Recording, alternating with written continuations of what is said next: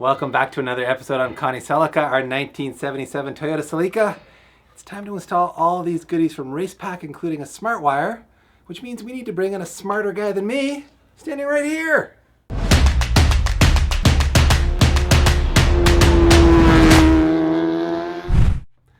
In a previous episode, you guys saw us hard mount the PDM. This is a Smartwire Street. PDM standing for, what does PDM stand for? Power distribution module or something like that. It's solid state power distribution. So instead of a fuse box and relays and all that stuff, you replace it with this guy that controls everything, which you can set up with software, which we'll show you, probably not this episode, probably in a future episode. So the goal here with NAM is to really get this all wired up along with our IQ3 Street dash, which we'll be replacing those 41-year-old gauges in Connie. And I even got one of their fancy little Smartwire keypads. So we'll be able to put neat stuff on there from like headlights, whatever we want on there. NAM's got it all figured out. I'm just along for the ride. I could have tried to figure this out. I really could have, but it would have taken a month. And we want to get Connie running soon. So we're bringing in a professional. And I guess you want to go see the car now to see what you're working with. That'd be a good step. Let's go. All right, we're back at the shop. We already talked to you a bit about the PDM and showed you the keypad. I just want to touch on in a bit more detail about what's going on with the dash and how it's all going to communicate before we actually put it in the car. This is our IQ3S. It's a street dash, so it's got some functionality that the regular IQ3 doesn't have. Part of the trick of that is this cabling system that allows us to directly plug in with their link cable. So this is designed to communicate with, I think they have like over 30 ECUs that they're communicating with. Plugs right into our link, so all the data off our link can go straight to the dash, which will be very nice. And we can do the same with a VNet cable from the Smartwire and from modules like this GPS VNet module, which will daisy chain into their VNet system, directly sending data off of this onto our dash, including things like speed, altitude, time, the usual GPS type of data. They have a whole lineup of sensors that you can literally daisy chain on with these blue connectors. We showed you these before when we did the Smartwire and Ken's RX-7. So you can take a look at that if you want more info. So that's really the beauty of the system, is how seamlessly it all feeds into the dash. It's got cool little push buttons that will mount up, which will let us scroll through the 4 screens on here, up to 28 different data points that we can display. And we'll obviously be able to control more functions on that keypad. These are our Smartwire harnesses. So that's all chassis wiring, which is my master NAM is here to really help us figure that out and how to integrate that all into what we've got on the front end of the car. I think that pretty much covers it. Comes with a nice little mounting bracket too, so we'll make this look pretty. PT spec. What do you say we get in there, NAM, and start doing things with wires? Yeah, let's play around with some spaghetti. Look, if you had mom spaghetti. Maybe I jumped the gun a bit. We're not going to play with this spaghetti quite yet. We want to explain to you how NAM's kind of like mapped out how to play with the spaghetti. You drop bombs, but he keeps on spaghetti. What? Obviously, you've gone through the Smartwire documentation, which kind of helps you understand how the system works. So where did you start? Once you read through this, what was your next step in the process? So one beautiful thing about this Racepak Smartwire is they already have sort of a basic layout for you already. It's a little bit more laid out on their website with some of their instructions on there. And so now what we need to do is we need to figure out what components we want to run, okay, what components we don't want to run, right, and maybe add some wires to the Smartwire and maybe take some out if you want to. Okay, yeah, I mean on an old car like this, it's very basic. We're only going to run headlights, turn signals, taillights, reverse light, wiper motors, windshield washer jets. What else is there? Blower motor. Blower motor, that's right. We're going to put a little blower motor up onto the dash. Maybe a dome light. Maybe like a USB charger. I think that's about it. That's pretty good for a basic car, yeah. The spreadsheet. Why the spreadsheet? What's happening there? So what I like to do when I do wiring is I like to document everything. That way later on down the road, if I need to diagnose something or I need to duplicate it on another vehicle, it's kind of laid out all there for me. And especially when we're dealing with a lot of different components, a lot of different manufacturers, you got to make sure you have everything kind of written down, sort of a game plan before you start wiring up. Okay, well, I think that's a good rundown. What what do we do physically next then? So physically, what I like to do is I like to isolate the wires to see which wires go to the front of the car, the rear of the car, and the cabin of the car. Okay. And then we figure out exactly what we need, and then we kind of do measurements late in the car and figure out where the wires go. Okay, let's have at it. This is a good sign. I'm seeing spaghetti on the floor. What's going on, Nam? I just got to isolate the front harness from the cabin harness and from the rear harness. Usually I don't do this on the floor at my shop, but you guys got a pretty clean floor here, so I might as well use it. All right. Since this is the wiring episode, Pete's apparently moved on to other jobs. What is going on here? Well, I'm trying to do a side job while you guys are working on your car, and I figured out that the bandsaw is working the wrong way, so it's pulling, when you try to cut something, it's pulling everything up.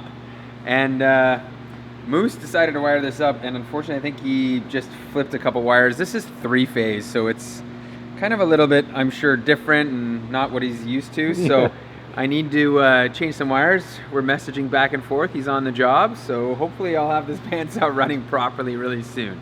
And that doesn't require any type of ECU or anything. This is 4 wires and we're done, DP. That's a good thing. That's my kind of job for sure. Taking some measurements. Yeah, we're going to do some measurements of the wires coming out of the bulkhead to the headlights, the washer motor, the wiper motor, and the horns. And you can see why I type things out on a computer, because even I can't read my own writing sometimes. While Nam maps out the wiring over here, we got a little side project going with PT. We're going to mount up the intake air temperature sensor to the backing plate for our ITBs here. Was there a sensor, DP? I don't know, did I steal it?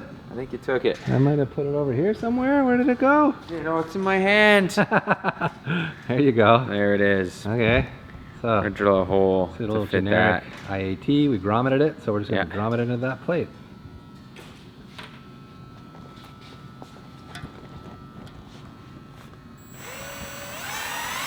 Grommeted, and let's see if My measurements were accurate. yeah, if your measurements are accurate.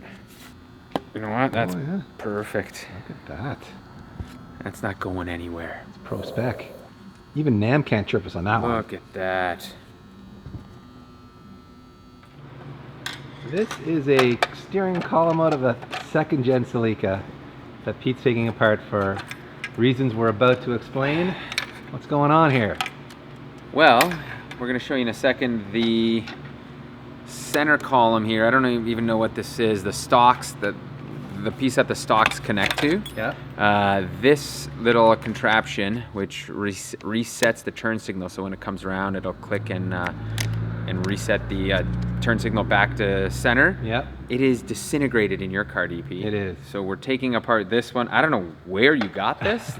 Seems like a pretty rare score. Like, check out this steering wheel that I had to take off. I know. That's mighty impressive. Now we're going to mount that on the wall. Yeah, I don't know where you found this, but Wrecking yard in Toronto. wow, that's impressive. When we were building the custom column, I bought a few different things, so this is turning out Yeah, to be this is turning out to be score. a really good score, because I think we may be able to reuse this on your car, because finding this little plastic piece would turn out to be Nightmare. very, very difficult, yeah. This is what I was talking about. Look at how brittle. I could break this right now. I won't, but I could. She's done. Yeah, she is done. And because of that, this whole center column here is pretty much done. So we're gonna try to replace all of this with this, and I'm looking at it. You know what? I think it just may work out. Little column A, little column B. What do you think? I like column A, but column A is pretty destroyed. Yeah. It's got more of that 70s simplistic vintage vibe to it. Yeah. But as you can see, the plastic obviously everywhere, like even here, Yeah. it's all starting to fail and fall apart. And on this side, the pin is moving in there, so Yeah. it's kind of close to breaking apart. I mean, it is what, 41 years old. 41 years old, yeah. Yeah. So, anyways, I think this does fit and it looks pretty good. It'll, with the modern Momo steering wheel. I think it'll still match pretty well. Like I actually personally like the sprayer look better than this, the old one, but this side, this is just a little bit bulkier, but you know what? Hey, it's a second gen Celica part. It's still keeping it in the family. Yeah, so I'm gonna bolt this up, and now you're gonna have a proper column and turnstock and all that. I'm trying to finalize the steering column here, and we've run into one problem. The plastic fits, everything's gonna be perfect except our hazard button. The second gen has this pretty neat switch. The old one has a pull style switch. Thought about cutting this open and making it work, but you know what? You're not gonna be using this switch anyways here, right? So we're just gonna cut it off, remove it, and we'll put a piece of plastic here to cover this up, and it'll be all good. Looks like you've started to create some bundles here. Yeah, so I've after we've got the measurements earlier, I figured out exactly the lengths of the wires for the front, the cabin, and the rear, and now I've just cut them down, cut all the excess out, put them in a pile. We might use that wire for later, but kind of put them all in bundles and sort of organize a little bit more and get it ready to be put into looms. Just continuing to chip away at some side jobs here while Nam works on the wiring, and we have this guy back. Oh my God, everybody! It's a moose sighting. Where you been hiding, Moose? Work. Loving it, I can tell. Yeah. Good times. Yeah. Well, it's good to have you back with a dangerous implement in your hands with no safety gloves on and metal shavings about to fly. Damn straight. Back to the same old Moose. You got it. What kind of tool you about to use, you bastard? It's a half bastard. Half round bastard. It's a half round bastard. What about a half flat bastard? You got one of them too? Well, it's half a bastard, so it's flat on one side and round on the other. That's a lot of bastards going on here. You know what this means? What's that? Zydeco music. Oh, time yes! to